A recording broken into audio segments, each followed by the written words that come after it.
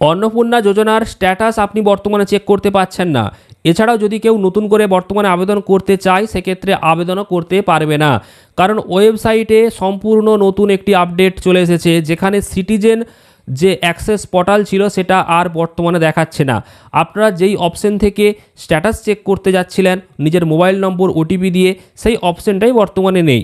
আবার যদি কেউ নতুন করে আবেদন করতে চায় তাহলে সেই অপশনটাও পাবে না, কারণ সেই সিটিজেন পোর্টাল অপশনটাই তুলে নেওয়া হয়েছে। কেন ওয়েবসাইটে এই পরিবর্তনটা এলো? তাহলে কি রাজ্য সরকার আর নতুন করে কাউকে আবেদন করতে দেবে না? আবার এটাও অনেকের প্রশ্ন যে রাজ্য সরকার কি স্ট্যাটাস চেক করার অপশনটাও বন্ধ করে দিল?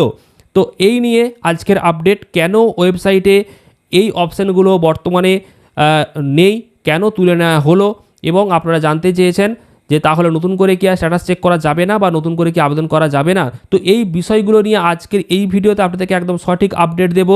তো মনোযোগ সহকারে ভিডিওটা শেষ পর্যন্ত দেখুন। তার আগে এই ভিডিওটিকে লাইক করবেন, চ্যানেলটিকে সাবস্ক্রাইব করবেন, ফেসবুক থেকে দেখলে পেজটাকে অবশ্যই ফলো করে নেবেন। আপনাদেরকে জানিয়ে দিই, অন্নপূর্ণা যোজনার টাকা তারাই পাবে যারা যোগ্য। এবার কারা যোগ্য কারা অযোগ্য তার মানদণ্ড কিন্তু এখনও আমাদের কারোর কাছে পরিষ্কার নয়। তো সেক্ষেত্রে আমরা কি করছি না, প্রতিনিয়ত স্ট্যাটাস চেক করছি এবং স্ট্যাটাস চেক করে দেখছি আন্ডার এনকোয়ারি। এবার আপনাদেরকে আগের একটা ভিডিওতে জানিয়েছিলাম যে আন্ডার এনকোয়ারি স্ট্যাটাস বর্তমানে থাকবেই, কোনো রকম পরিবর্তন আসবে না। এই পরিবর্তন হয়েছে কিনা সেটা দেখার জন্য আপনাকে বিডিও অফিসে যেতে হবে।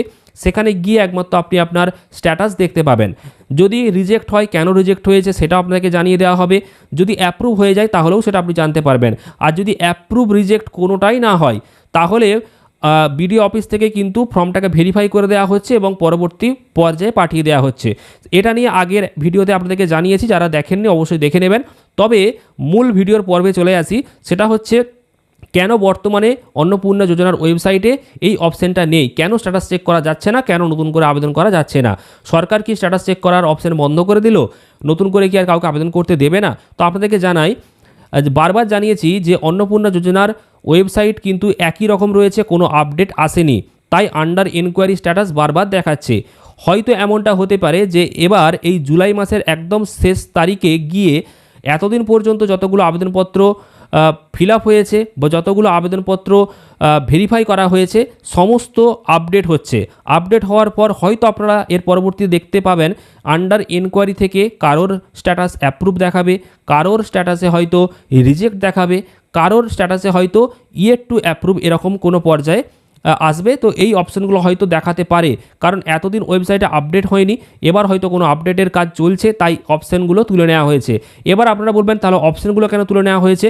অপশান তোলার মূল কারণ হচ্ছে প্রতিনিয়ত অনেকেই বারবার এই ওয়েবসাইটে ভিজিট করছে, কেউ নতুন আবেদন করার জন্য ভিজিট করছে, আবার বেশিরভাগটাই স্ট্যাটাস চেক করছে।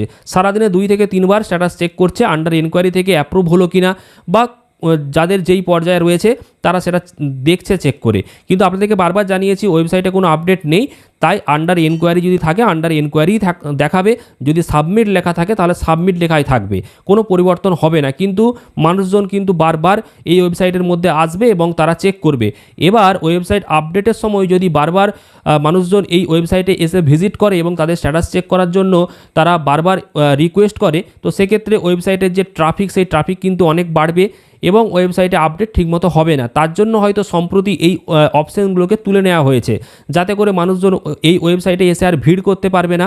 তাহলে কী হবে, আপডেট ভালোভাবে হবে বা ডাটাগুলো ভালো করে হয়তো কালেকশান করা হয়েছে সেগুলোকে সরকার হয়তো ভালো করে ভেরিফাই করছে, বা তাদের একটা ইন্টারনাল কোনো তারা কাজ করছে, সেই কারণে বর্তমানে এই অপশানগুলো তুলে নেওয়া হয়েছে। আপনারা অনেকেই চিন্তা করছেন তাহলে কি টোটালি বন্ধ হয়ে গেল?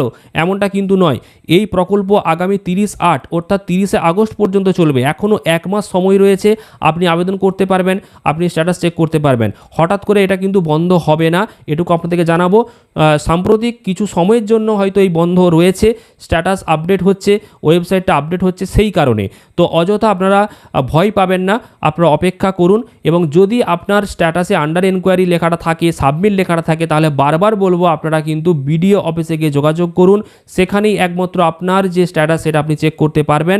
সাথে করে অবশ্যই আপনি অনলাইন করার পর যে কপিটা আপনাকে দেওয়া হয়েছিল, যেখানে অ্যাপ্লিকেশান আইডি নম্বর লেখা রয়েছে, সেটা সাথে নিয়ে যাবেন।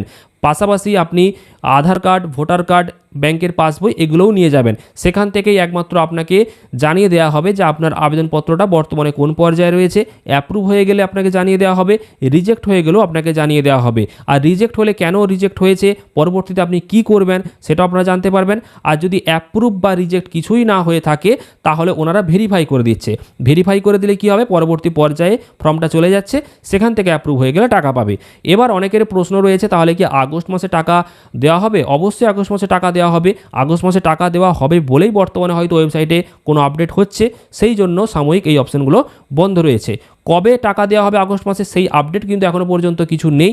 তবে যারা জুন মাসে জুলাই মাসে টাকা পেয়েছে তারা যে সকলেই টাকা পাবে এমনটা নয়, কারণ রিভেরিফিকেশান হয়েছে, সেখানে অনেকের নামও বাদ গেছে এমনটা জানা গেছে। আবার যারা একবারও টাকা পায়নি, যারা আন্ডার ইনকোয়ারিতে ছিল, তাদের মধ্যে অনেকেরই কিন্তু অ্যাপ্লিকেশান অ্যাপ্রুভ হয়ে গেছে, তারাও অনেকে এই আগস্ট মাসে টাকা পাবে। সেক্ষেত্রে অপেক্ষা করা ছাড়া আর কোনো উপায় নেই।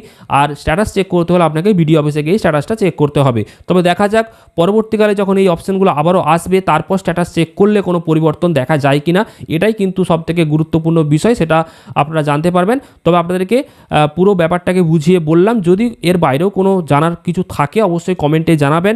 ভিডিওটা প্রচুর পরিমাণে শেয়ার করবেন, লাইক করবেন, চ্যানেলটিকে সাবস্ক্রাইব করবেন।